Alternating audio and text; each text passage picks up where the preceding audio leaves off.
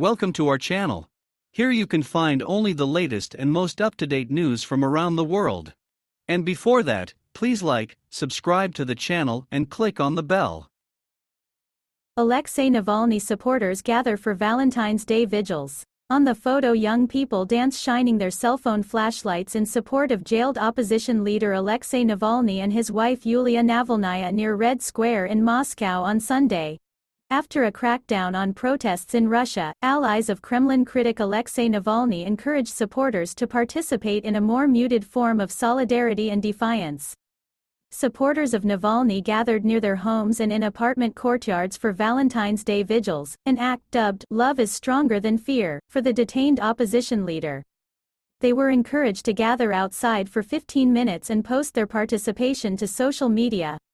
Scenes from the day showed people displaying the lights on their phones and arranging candles into hearts.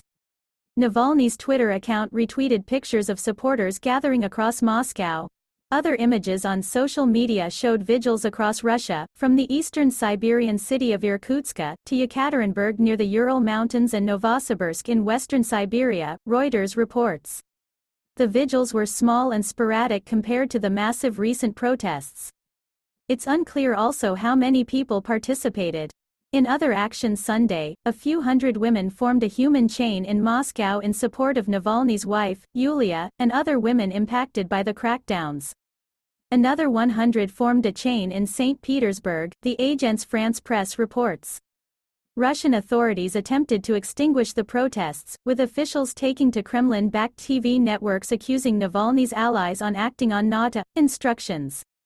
According to the Associated Press, state news agencies carried reports citing unnamed sources claiming that a terrorist group was training insurgents for possible attacks in Russian cities at locations of mass rallies. Previously, the Kremlin would avoid mentioning Navalny, and the protests he led weren't covered on official media channels. Navalny was arrested upon his return from Germany, where he recovered for months after narrowly surviving a poisoning. Navalny and investigative journalists reported that agents from Russia's Federal Security Service were responsible. On February 2 he was sentenced to 2 years and 8 months in prison for violating the parole terms from a 2014 conviction. He also faces slander charges, which he has called politically motivated. Protests over his detainment have carried on for weeks in the country, prompting a crackdown that has included more than 10,000 arrests. Russia has insisted that public events that are unsanctioned by the state are illegal and could increase the spread of the coronavirus.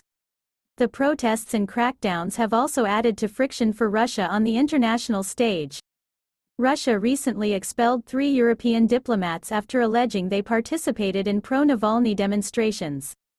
Last week, Russian Foreign Minister Sergei Lavrov said Russia would cut ties with the European Union if the EU imposes economic sanctions over Navalny's imprisonment.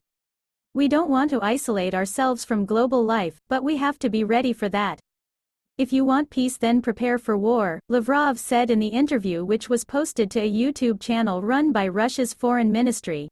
Put a like if this news was useful to you, and do not forget to subscribe to the channel so as not to miss the latest news.